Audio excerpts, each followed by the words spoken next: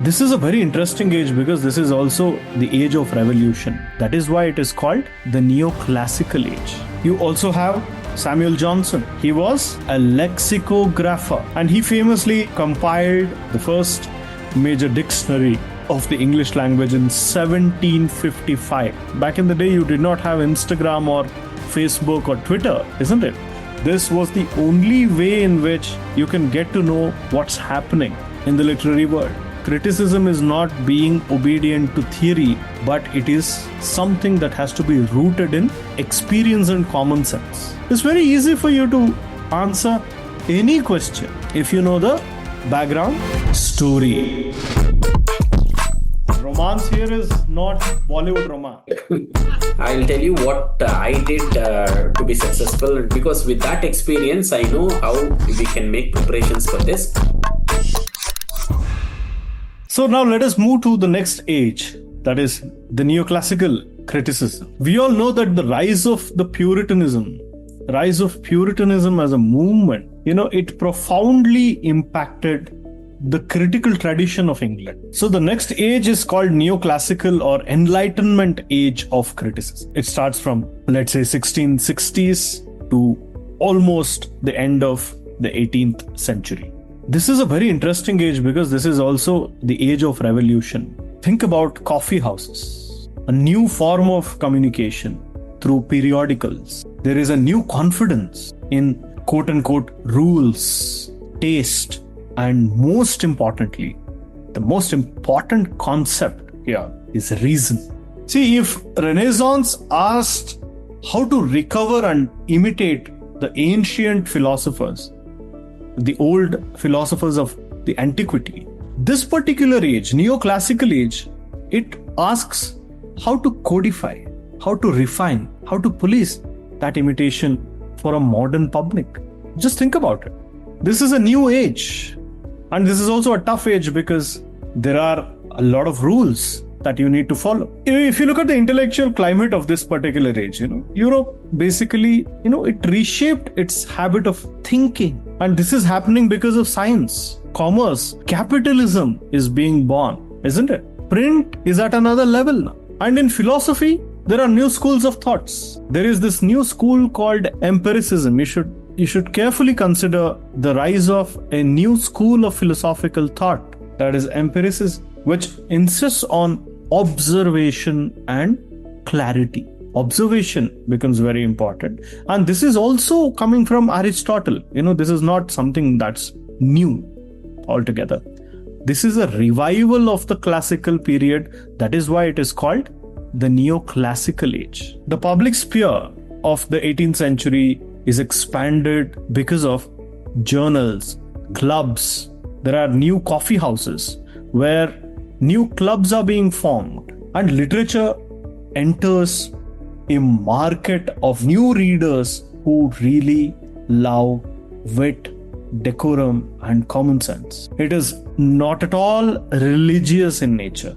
There is a new secular public sphere that is being created. So, what are the first principles of neoclassical criticism? What are the core principles of neoclassical criticism? Please understand, this is a very important stage. There is nature and there is reason. Nature meant the universal order. Nature really meant the universal order. But to make sense of this, what was important? Reason was important. How do you make sense of the world in a rational way, in a reasonable way, in a logical way? And they also believed that this should be mirrored in art. Art should also be rational. Art should also be logical, systematic, or in a sense, in today's language, we can call it scientific. So neoclassical critics believed that mere imitation should not happen, but you have to imitate through grasping the principles of antiquity, of ancient writers. Mere imitation is not here considered as a revival. Imitation here happens in Aristotelian way. And here, style must fit subject. Style must fit character. The style, the literary style must fit the situation. In England, what is happening in England? People like John Dryden are writing about English criticism. So what is John Dryden trying to say? John Dryden is trying to move English criticism from quarrels and fights between people to a proper method. Dryden, for the first time, is asking the critics to have a method, which is Dryden's famous essay. Can anyone give me? John Dryden has written a very famous essay. Can anyone give me the answer? I want all of you to respond, people. I'm not happy if only a single person is responding and nobody else has any idea. That's not the case. I know you have studied all these things. I'm just trying to revise everything, right? You're right, Meghashri. An essay of dramatic poesy. What does he do here? Here he stages a dialogue that weighed ancient philosophers against the modern philosopher. The French rules against English liberty. Shakespeare against Johnson. And Dryden always gave extra value to judgment that is rooted in experience. Judgment that is rooted in nature. Of course, he admired all the ancient thinkers, yet he defended the genius, living truth. So according to Dryden, Shakespeare becomes very important. Here, you also find people like Joseph Addison and Richard Steele. They basically, what did they do? They socialized criticism. For the first time, there's a new journal that they come up with. It's called The Spectator. I hope all of you have read it. In The Spectator, papers, essays, for example, on Paradise Lost or on the pleasures of imagination. These kinds of articles and papers were written, and this shows how taste was refined in the act of breakfast reading. The British sense of taste evolved, and criticism was not just confined to universities. Criticism was not just confined to a few people in the ivory towers of universities. Criticism became an everyday activity. Criticism became very accessible. So Joseph Addison and Richard Steele are very important when we talk about neoclassical criticism. We also have Alexander Pope, who wrote an essay on criticism. And what did he talk about? He talked about the nature of writing itself, the art of writing. You can see that the emphasis is on imitation, nature, propriety, and balance. Here you might argue that all these things are antique. All these things they're already out there. And that is exactly what is happening. It is a revival of the old or the ancient practices of criticism, isn't it? So Alexander Pope basically is not only reviving the ancient methods, but he's also stressing that balance, harmony, humility in criticism. All these things are important. You also have Samuel Johnson. What is Samuel Johnson famous for? Dr. Samuel Johnson. He wrote the very good Meghashri and Bushra. So who was he? He was a poet. He was an essayist. He was a lexicographer. You know what a lexicographer means? He was a biographer. He was a critic. And he famously, compiled the Dictionary of the English Language, the first major dictionary of the English language in 1755. You should know this. He also wrote essays. He published essays in which journals? The Rambler and the Idler. You might get a question on this. You might get a question for your NET or SLET. So he wrote essays in the Rambler and the Idler. You should make a list of all the journals and magazines. Which are the journals and magazines of this age? Can anyone tell me? There were so many journals and magazines. The first was a periodical. Yes, very good, Miss Anuradha. The Tatler.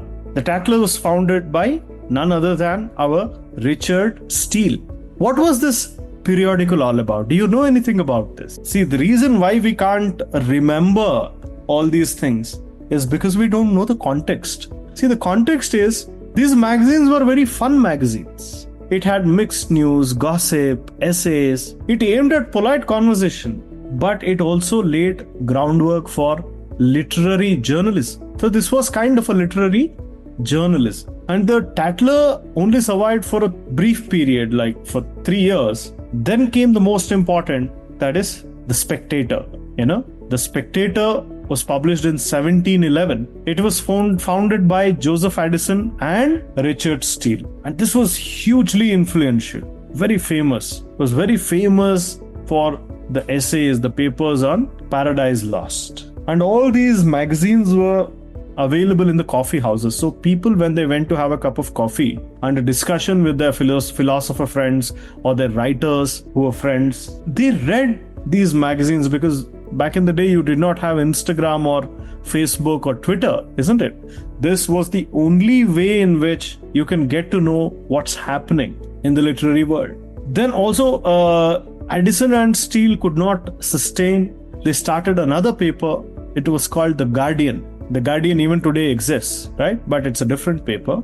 This was also a kind of a continuation of The Spectator. And then came The Rambler. The Rambler was written almost entirely by Samuel Johnson. This was Dr. Samuel Johnson who was writing in The Rambler. And this had a very serious tone. This was not about gossiping. This was very serious. It focused on moral reflection, criticism, and serious work by Dr. Samuel Johnson. All these things, the archives are available online. You just have to Google it and you will find a great deal of material on these things. And then came The Idler. The Idler, for a couple of years, was very famous, and it was also run by Dr. Samuel Johnson. So Dr. Samuel Johnson came up with The Idler, but this was a more accessible, easy to understand, lighter, shorter, periodical than The Rambler. And then there was The Gentleman's Magazine. It was also a very important magazine that was founded by Edward Cave in 1731. See, this was one of the first general magazines. This was one of the first general magazines to be published. Even in this magazine, Dr. Johnson contributed in the early stages. So in England, you see, it is only these people, Richard Steele, Joseph Addison, Dr. Johnson, Edward Cove, only the 4 to 5 people are really important here when it comes to periodicals and journals and magazines. So if you know all these things and if you just write them down on a sheet of paper, it is very easy for you to answer any question, be it in a chronological manner or if it's match the following or something like that. It's very easy for you to answer any question if you know the background story. So let us just finish what Dr. Johnson tries to say. Dr. Johnson's most celebrated work of criticism is on Shakespeare. See, Dr. Johnson basically he defends Shakespeare against the critics, who criticized him for not following the rules. A lot of critics were criticizing Shakespeare for not following the rules of the 3 unities of time, place, and action. But Dr. Johnson argues Shakespeare's real greatness lies in his truth to human nature. His characters are not universal and they are not bound to one age or a place, but they are universal. So he is universalizing Shakespeare's characters, the value of Shakespeare's characters. That's exactly what he does in his celebrated preface to Shakespeare. He admits there are certain lacunas, there are certain faults that you might find in Shakespeare, but he says his genius and his virtues, they far outweigh the faults that anyone can find about Shakespeare. That's how Johnson critically celebrates Shakespeare. I have a line from his work. He says, Shakespeare's characters are not modified by the customs of particular places. They are the genuine progeny of common humanity. Let me repeat this again. His characters are not modified by the customs of particular places, but they are the genuine progeny of common humanity. This is what he says. So Dr. Johnson, he really respected the classical rules. He was not a rebel. He was a truly neoclassical scholar. He was a truly neoclassical critic. He believed that criticism has to be rooted in experience and common sense.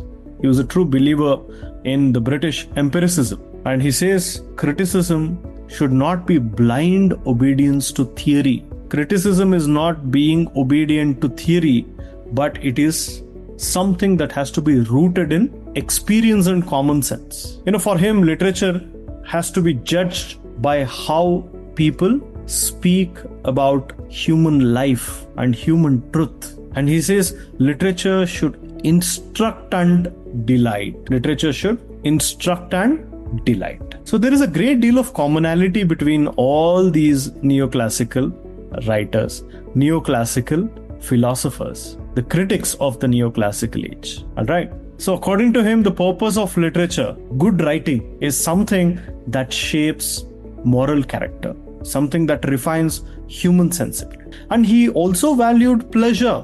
And he says art must engage, but not just preach. Another most important work that he did is he gave a biographical sketch of almost 52 English poets. He gave a biographical sketch of almost 52 English poets. Here he combines biography, anecdote, literary judgment, and he basically establishes a model for literary biography. He basically establishes the British model of literary biography. So these are the great contributions of Dr. Samuel Johnson. So Dr. Samuel Johnson is a very important figure during the neoclassical age. Are there any other critics that you want me to focus on? It's very difficult to remember everything, but I am trying to narrativize everything so that you can revise it. All right? So that you can revise. See, the whole point is to conduct a survey. We are trying to look at very briefly at all points of the literary history. Just imagine that you are a passenger in a train.